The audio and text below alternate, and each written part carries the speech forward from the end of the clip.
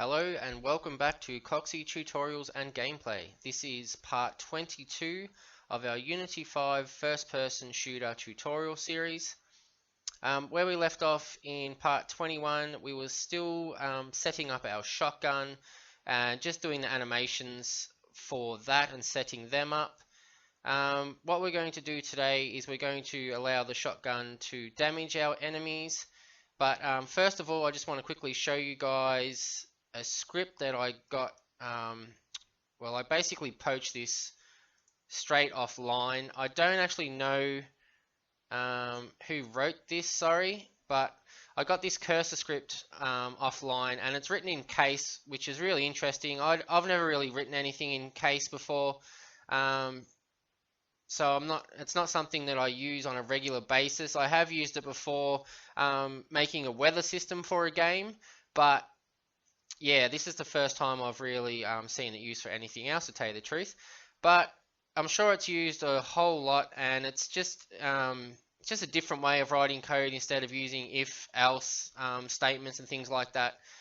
And it keeps it quite neat and tidy together.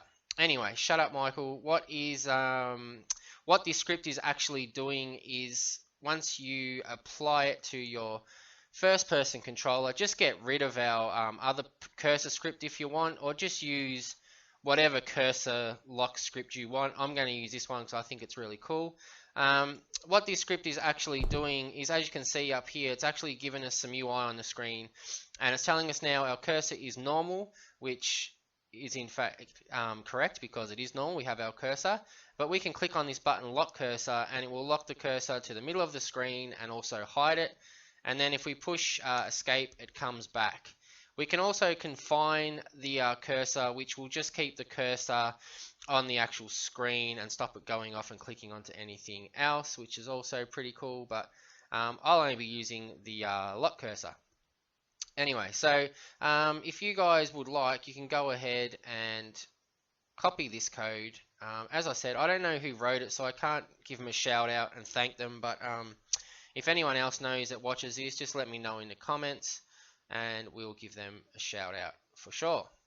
Okay, so also what I have done since the last tutorial is I actually made this audio for the shotgun. So all I've done for this audio clip is I have this free program called Audacity. It's really good. I don't know how to use it very well. All I use it for is basically cutting clips to shorter lengths and mixing clips together. So what I've used it for is to actually mix a shotgun shooting sound and a pump action shotgun reloading sound. So if you want this, I've actually left a link in the description to my Dropbox. So you can just go follow that link, grab this shooting audio sound that I have put together on Audacity, and then you can put it on your bullet spawn where the shotgun script is. You can just drag and drop it in the shotgun sound right there, and then I'll just give you a quick demo. So you pick up the shotgun now, and so we shoot, and then we have the sound to actually reload the shotgun by pumping the pump action, which is pretty cool. What you will need to do is go into your shotgun script, and you'll need to come down here to the function shoot in your shotgun script and change the yield wait for seconds to 1.3, because that's the shortest I could make the audio clip without it sounding too rubbish. So it was 1.3 in length, so we've had to change this to 1.3 so it actually plays the entire audio clip. And also what I've done here is I've moved the destroy our bullet clone game object, and I've put that above the yield wait for seconds, because what was happening is we were always leaving one bullet undestroyed in our hierarchy because this wasn't called before the wait for seconds. So if you've been seeing one bullet left in your hierarchy, that is what is going on. So just move that up to there and you'll be fine. Also, in the shotgun anim script that we wrote in part 21, we have the function animation timer, and you also just change that from 1 to 1.3. Okay, done. Too easy. So once you've done that, you'll need your bullet damage script. And we actually wrote this script, I think, in like tutorial 5 or 6 or something like that. I can't really remember what one it was, but we wrote this because originally I was going to show you guys prefab and raycast shooting in the same tutorial, but it was just not going to happen. It was going to take too long, and I'm not really a massive fan of prefab shooting, as I've said before, and we didn't end up actually using this script at all. So I'm sorry about that. I forgot all about it, but we did actually use the prefab shooting for our shotgun, so we can use this now. The reason why I didn't actually do the prefab shooting at the start is I'm actually not a big fan of prefab shooting, just for the simple fact that when you use a raycast, it's very accurate, and it can actually tell when it's collided with an object very well and things like that. Whereas if you use a prefab bullet and just say I shot this enemy here at a very high velocity or a fast speed, sometimes it's not going to even register that it's hit this enemy's collider because either the bullet's traveling too fast or just reasons that I don't really know. It just doesn't seem to register 100% all the time. So we could shoot this enemy and say we had the bullet doing 100 damage. It might not even register that it's hit him and take the damage away sometimes. It will most of the time for our shotgun because it's only shooting one bullet every 1.3 seconds.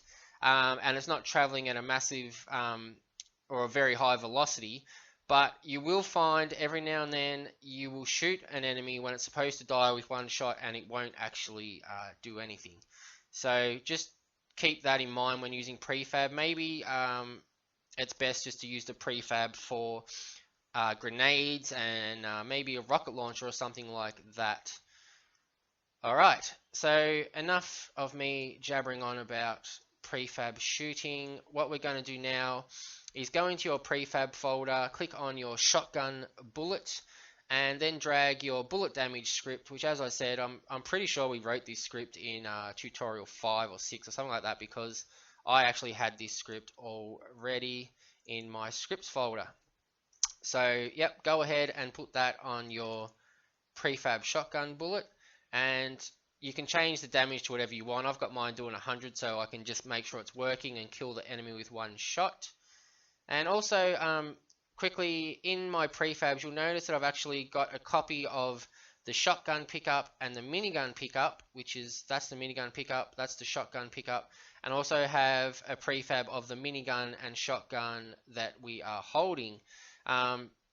This is very useful if you want to make new scenes and things like that, and you can just drag the pickups wherever you want and have as many as you want around your map. So that's quite handy, and you should already have a prefab of the enemy, so you can just put enemies wherever you want. Okay, so we'll quickly just test out this bullet damage script.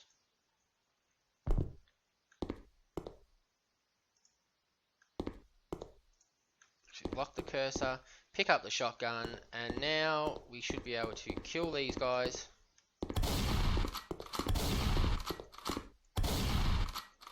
And as you saw then, just to make me look like a liar, they all died from one shot like they were supposed to. But as you will find out, especially if you're using machine guns and things like that, and prefab shooting, yeah, it's not always going to register every hit 100%, especially when you want a blood effect or bullet holes to appear as well, and things like that. Alright, so that is basically the tutorial for today. It was really fast, I know. Don't forget to grab this audio clip from my Dropbox. The link will be in the description. What we're going to be doing in the next tutorial is we're going to be doing another bullet effect, which is going to be really cool for our minigun and shotgun, say when they hit the ground or trees or anything that isn't tagged as an enemy or environment. We're actually going to do that, and we're going to make like a pretty cool little effect. Also in the next tutorial, or the one after that, we're going to be bringing in a shotgun. Sorry, a shotgun, a sniper rifle, which is what one of you guys requested. And we're going to set up the sniper rifle with a scope that can zoom in.